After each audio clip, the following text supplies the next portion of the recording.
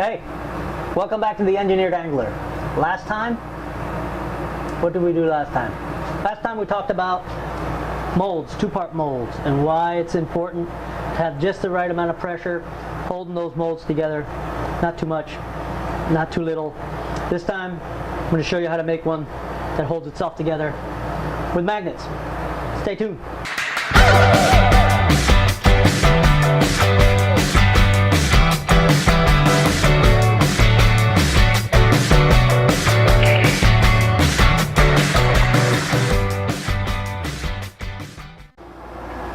Okay, now we're at the board. Let's do a quick drawing. I just want to kind of like illustrate what I'm about to do, so if it's difficult to see on the camera, you'll be able to pretty much know what I'm doing. So imagine this is the border of a mold to be, right? You're about to make this mold. You've got a bed of clay that you're going to set your lure into, and so you have a lure that looks, oh, I don't know, kind of like that, right? There's your lure. Now, the first thing you want to do is to go ahead and map out the elements inside this clay bed. So first of all, if you've made these before, you'll know you've got to make some depressions in there so it creates the negative for what essentially ends up being alignment keys, right? Little holes and sockets. So what you want to do is map it out, because you want to make sure you have enough space for those keys and enough space to put in those magnets. So now that I have those in place, I know that I've got to place my magnets somewhere where those aren't, right? I want them close to the edge of the lure body, and I want them spaced close to the end, and then now you have to give it a second look, right? You know you got to have a spot to pour, so you're going to have a place for your sprue, right? The sprue is the sort of built-in funnel in your two-part mold, in case you didn't know that. I didn't until I started doing this. So that one's going to be in the way of my sprue. I want my sprue in the high spot. So let's imagine that is where the sprue is going to be, right? So I might even want to move this out. So now, right. Okay, now I know I can put magnet here next to the sprue, magnet here, and then you got to look for places that you might want to vent. So this would probably be a good spot for a vent. Let's do orange for a vent, so I've used that. So you might have a vent there that you're going to cut in. You might have another vent up here, just to keep that resin flowing when you're putting it in. And this looks a little bit empty, so I'm going to put one there. So now I have 1, 2, 3, 4, 5, 6, 7, 8, 9, 10. That's usually what ends up happening. I have 10 on each side of the mold. So now I got it mapped out. I have to lay it out on the mold. And here's the process after you've laid it out. Let me do a cross section of this, right? So I'll leave it up. And let's imagine that this is your mold border and the other mold border, whatever you're using, whether it's a box or Lego blocks. I use Lego blocks. Lots of people use Lego blocks. Seems to work pretty well.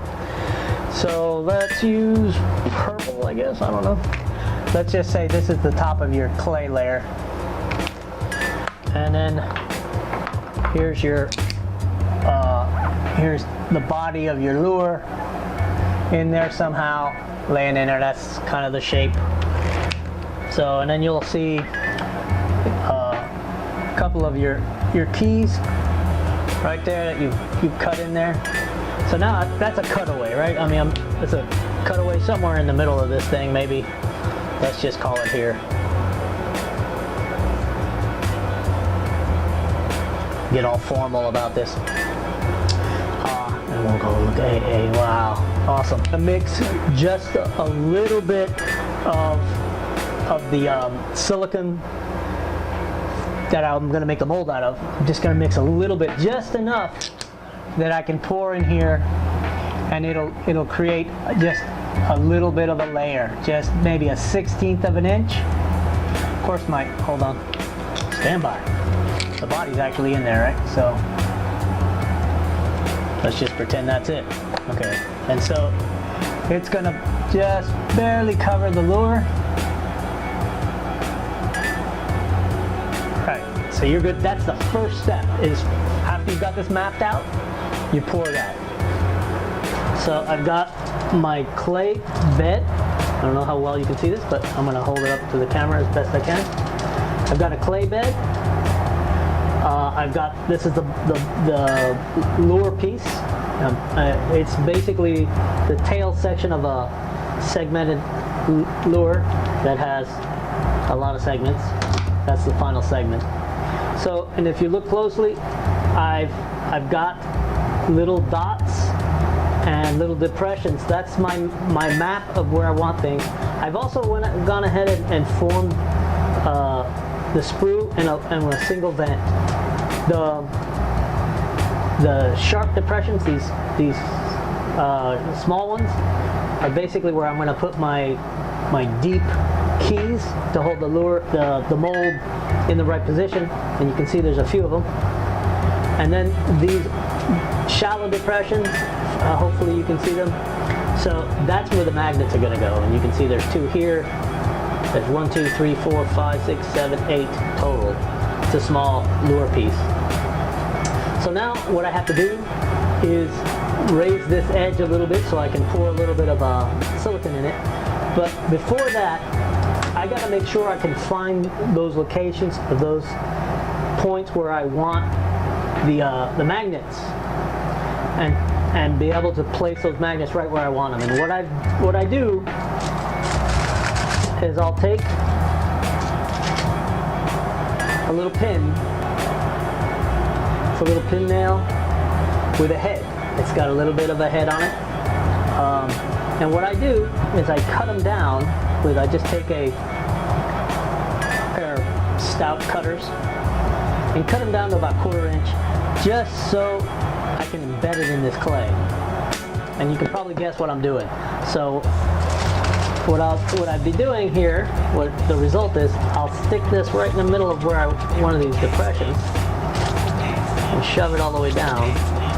And I'm not sure if you can see that, but right there is the head of that nail. Now when I pour the silicone on it, it'll get covered, but it's still going to have enough magnetic draw for one of these magnets to go right on it, and it'll stay there and it won't move while I pour the rest. So that's kind of like the trick to make it easy. It took me a while to figure that out, but it works. So the next step is to go ahead and build this up. So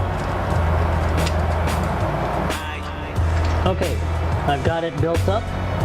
Now one of the things you got to consider is how much bulk do you want in the walls of your mold.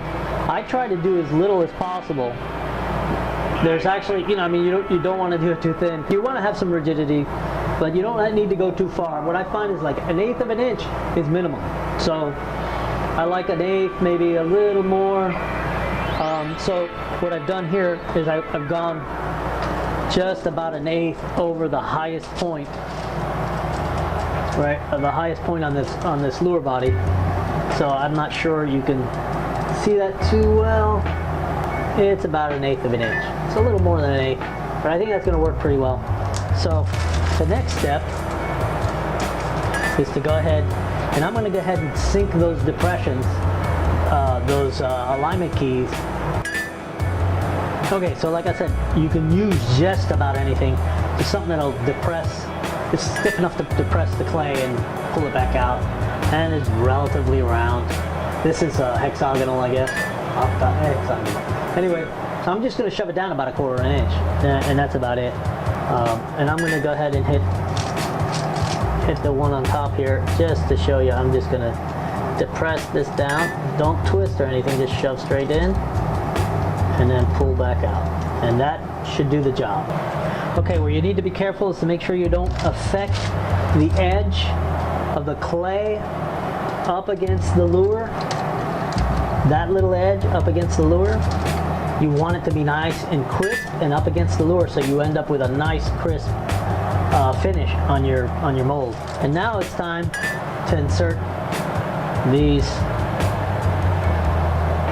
nails. I'm going to use a pair of tweezers or needle nose. Okay, so that's the finished product, ready to pour the first little layer of silicone.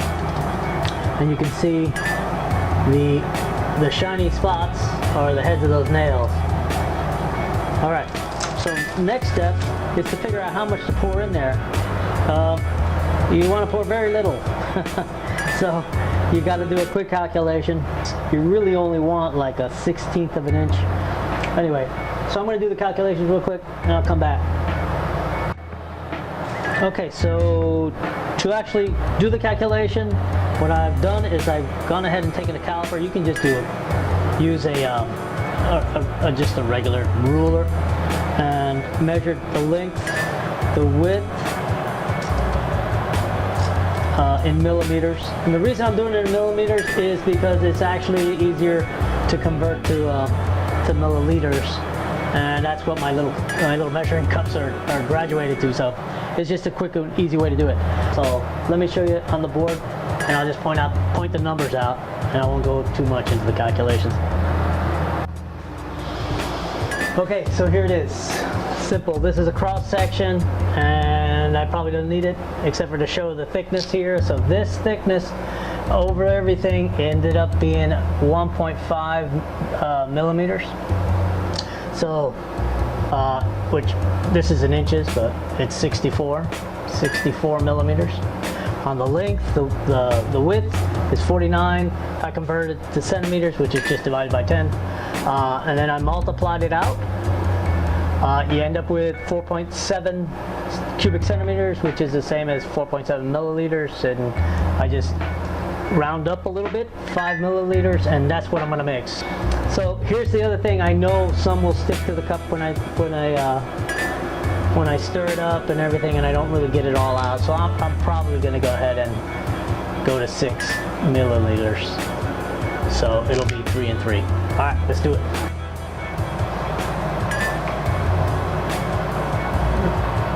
It's actually harder to mix the small amounts. I had my little lines where I needed to bring it up to. Now I gotta mix part B with it. And cover. It's 10-to-1, so that means I gotta put 5/10 of a milliliter. So I'm gonna have to eyeball this. I found that the silicone really isn't that sensitive. As long as you get enough of the catalyst part on there. A little mixing stick. It becomes a little less viscous once you get it mixed up. It'll pour a little more easily once you get these two parts mixed together.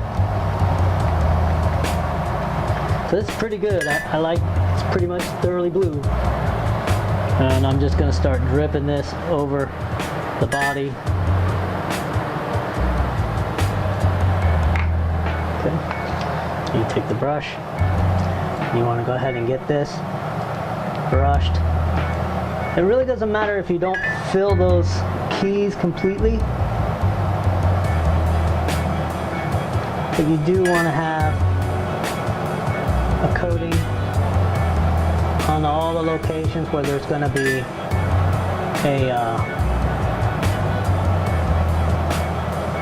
a magnet. And so now you have essentially a really thin coat. Not sure if it's showing. A really thin coat. And the next step is going to be to drop those magnets in place. Hopefully they'll fall right in the right spot, hold to their place, and then the next step is just let that set, drop your magnets on, and pour the second one. So stay tuned. I'll show you the next layer after this is set.